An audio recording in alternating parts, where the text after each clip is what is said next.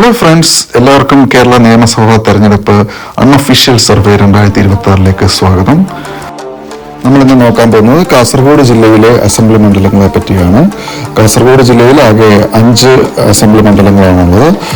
ഒന്നാമത് മഞ്ചേശ്വരം, കാസർഗോഡ്, ഉദുമ, കാഞ്ഞങ്ങാട്, തൃക്കരിപ്പൂർ എന്നിവയാണ്.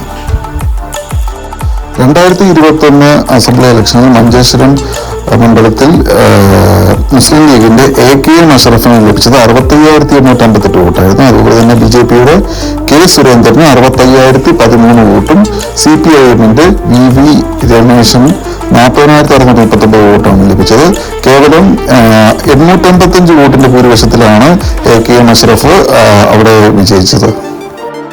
രണ്ടാമത്തെ മണ്ഡലമായ കാസർഗോഡ് അസംബ്ലി മണ്ഡലത്തിൽ മുസ്ലിം ലീഗിന്റെ NA നീലിക്കുന്നിന് 63,296 വോട്ടും BJPയുടെ K ശ്രീകാന്തിന് 50,395 വോട്ടും INLന്റെ MA ലത്തീഫിന് 21,323 വോട്ടായിരുന്നു പോൾ ചെയ്തത്.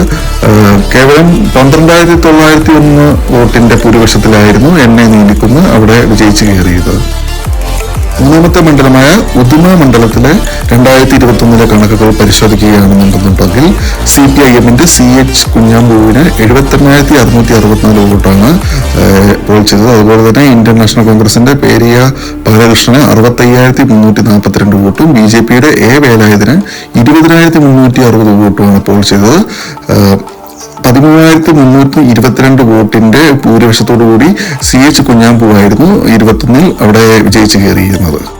കാഞ്ഞങ്ങാട് മണ്ഡലം എടുത്തു നോക്കുകയാണെങ്കിൽ 2021 പോൾ ചെയ്തത് CPIMന്റെ E ചന്ദ്രശേഖരന് 84,615 വോട്ടും ഇന്ത്യൻ നാഷണൽ കോൺഗ്രസിന്റെ PV സുരേഷിന് 57,476 വോട്ടും BJPയുടെ ബൽരാജിന് 21,570 വോട്ടുമാണ് പോൾ ചെയ്തത്.